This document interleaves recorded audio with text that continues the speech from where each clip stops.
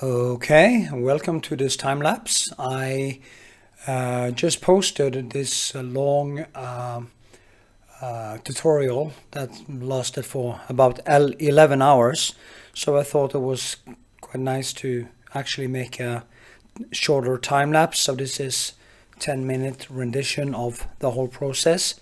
As you can see here, I, as usual, start on my darkened canvas, which I have put on a wash with turpentine and raw umber.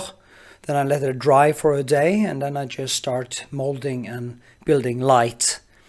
I got a question from one of my patrons or on YouTube, and she asked me if there were any rules. She had heard there were any rules for how big you should paint the face or the portrait. That it had to be natural size, but of course that is apparently just some artist's opinion, because artists has been painting portraits huge, small, from the sculpture of David to Vermeer's very small, extremely detailed renditions of the scenes from his time. And you look at Rembrandt's works and stuff like that. I personally have basically usually stayed within natural size.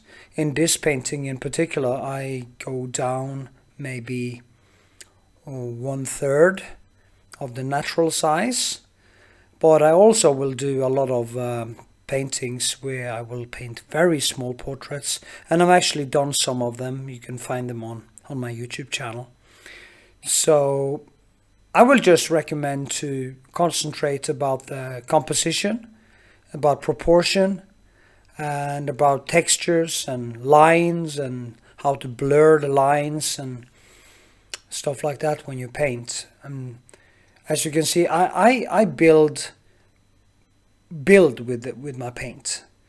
I basically think about the whole process as building a relief or a sculpture. And I'm a physical person. I'm not an introvert, and I think it actually shines through in my paintings. And many times I even go too far. I put on way too much textures or build way too much, and then I have to go in with a knife and flatten it down again and paint over. But then again, if you do that, you actually get all the textures and all the time manifested in the painting anyway for some reason. Sorry, I just had COVID, so I'm now officially a COVID survivor. My voice is a little bit kind of whiskey-like still, and but I feel great. So it's just a side effect of the COVID that make you kind of cough a little bit after you have had it for a while. So anyway,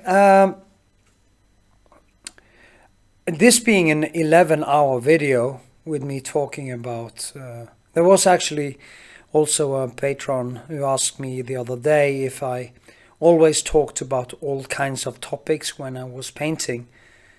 And I guess when you create a video that is 11 hours long with long segments of paint, and you let your mind wander off into all kinds of stuff, I tend to rampage into existence and everything, and then circle back into the painting process and back and forth. And how much is there to actually say about painting? How much is there to say about life in general and stuff? I don't know. I think that you can say that about writing books. You can say it about making music. How much music do we actually need? How many times do we have to repeat the same quotes or slogans? Again and again. Because the more often I talk about painting in my paintings, I get more conscious about my own painting process. And when I get more conscious, I'm actually able to explain better to you as a viewer what I'm actually doing and thinking. So yeah, I think I can actually say the same things over and over again, because every time it will be a little bit different. You can see how I go back and forth. It is basically building back and forth.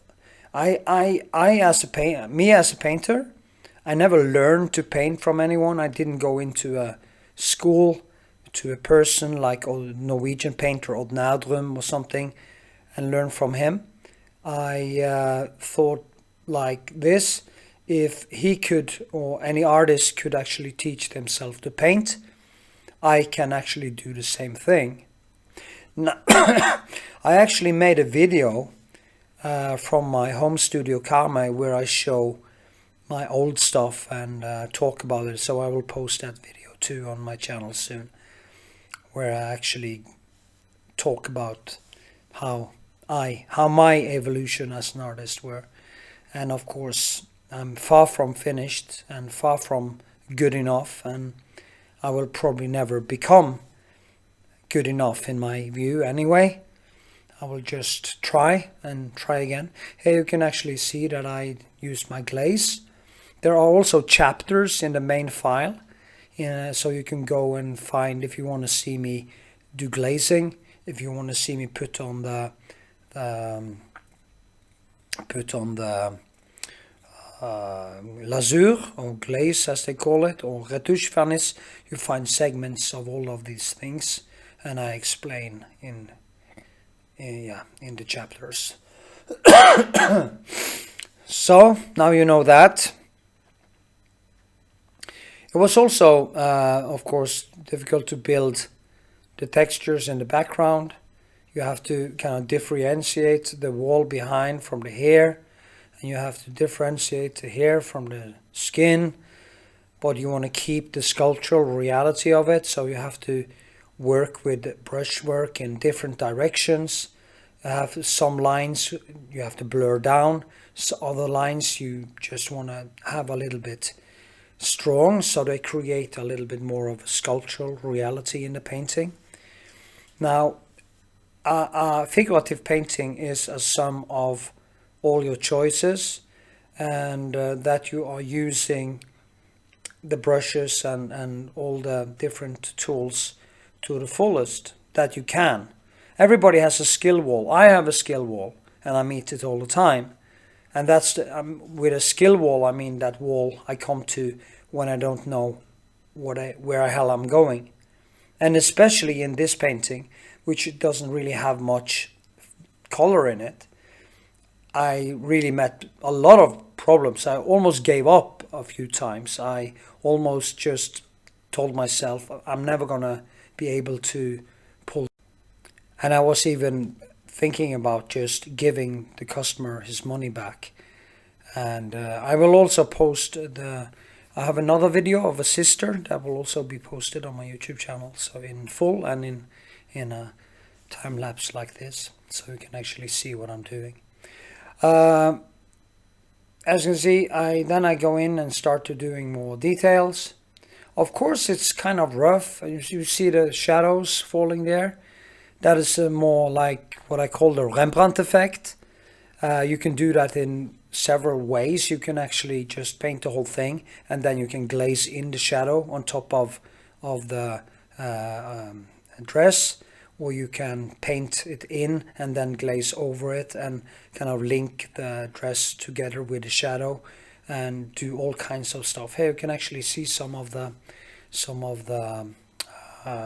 detailed photo from the painting. As you can see, it's very rough, and the customer became very happy with this painting. So now I'm going to show you the painting in a video format, and I hope to see you in my next video. Yay! I guess you reached the end of this time-lapse video, and here's the finished product. You can find a link to the full painting tutorial in the description and after this video.